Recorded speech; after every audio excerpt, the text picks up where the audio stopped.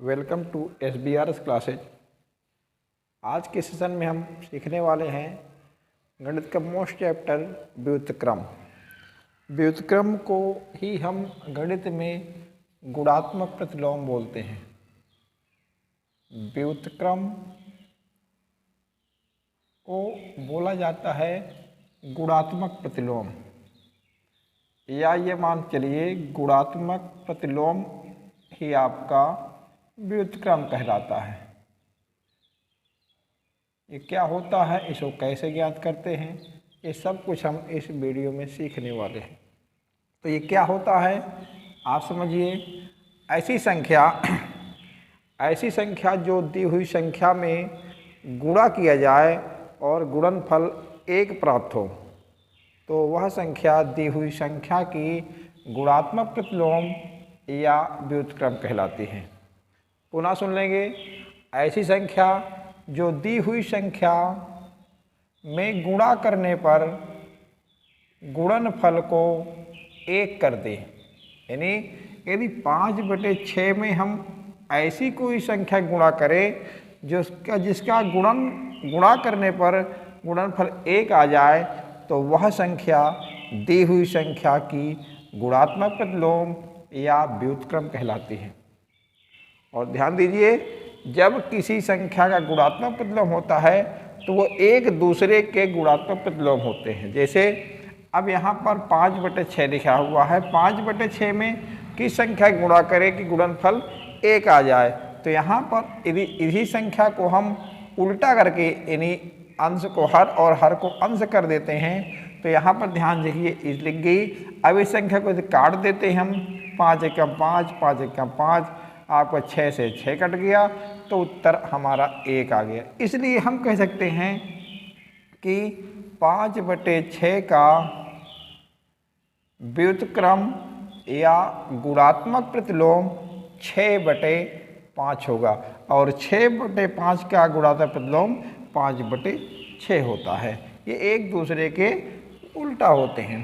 तो गुणात्मक प्रतिलोम या व्युत्क्रम ये होता है। अगर कोई संख्या भिन्न के रूप में नहीं है, केवल संख्या के रूप में लिखा है, जैसे लिखा हुआ है केवल 7 का गुणात्मक प्रतिलोम यदि पूछता है, तो हम जानते हैं कि प्रत्येक पूर्ण संख्या में बटा 1 कह सकते हैं, या 1 का भाग करने पर वही संख्या होती है, तो इसको ऐसा मान लेंगे 7/1 हो गया। अब इसका जब गुणात्मक प्रतिलोम की बात आती है या व्युत्क्रम की बात आती है, तो इसका व्युत्क्रम हो जाएगा 1/7। इसका उल्टा हो गया 1/7। अब आप लोग इसे चेक कर सकते हैं कि 7/1 में हम 1/7 का जब गुणा करते हैं तो 7 कट जाएगा, यानी गुणनफल 1 आ जाएगा। इसलिए 7 का व्युत्क्रम 1/7 होता है। अब हम सिंपल साइज को तो जानते हैं, परंतु यदि आपकी भिन्न कोई मिश्र भिन्न में आ जाता है तो उसको हम गलत कर देते हैं। कैसे? जैसे कि लिखा हुआ है 2 सही 5/6। अगर पूछ लेता है 2 सही 5/6 का व्युत्क्रम बताइए या गुणात्मक प्रतिलोम बताइए, तो हम अक्सर गलत कर बैठते हैं। लेकिन आज के बाद आपसे ये गलती नहीं होने वाली है। यहाँ पर अगर हम सोचते हैं कि 2 सही 5/6 का व्युत्क्रम 2 सही 6/5 हो जाएगा, यदि कोई ऐसा सोचता है तो गलत है। ये आपका आंसर बिल्कुल नहीं होने वाला है, ये नहीं होगा। अब पूछोगे कि कैसे होगा? तो यदि आपकी कोई भिन्न मिश्र भिन्न में है, तो मिश्र भिन्न का व्युत्क्रम बनाने के पहले उसे हम विषम भिन्न में बना लेंगे, उसे हम इम्प्रॉपर भिन्न में पहले बना लेते हैं।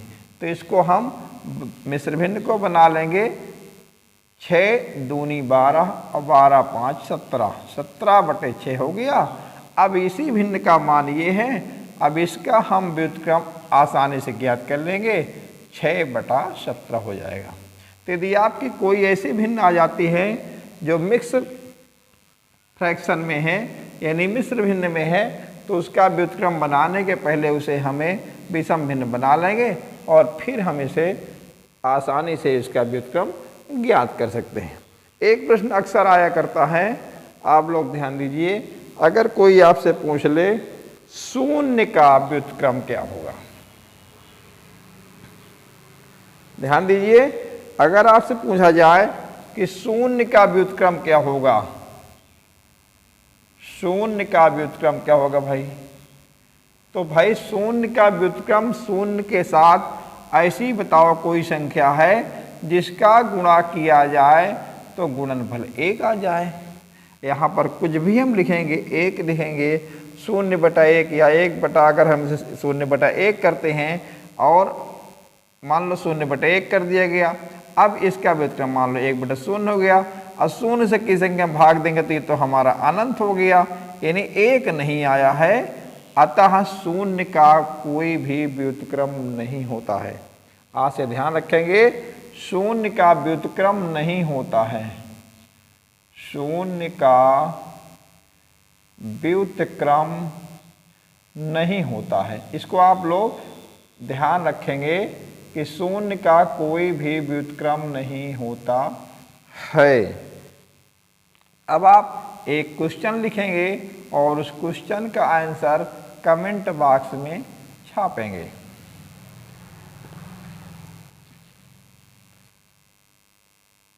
क्वेश्चन है 3 सही 4/5 का व्युत्क्रम ज्ञात कीजिए। 3 सही 4/5 का व्युत्क्रम ज्ञात कीजिए, जिसका उत्तर आप कमेंट बॉक्स में छापेंगे। तो आज की वीडियो में इतना ही, फिर मिलते हैं नेक्स्ट वीडियो में। Thank you for watching this video.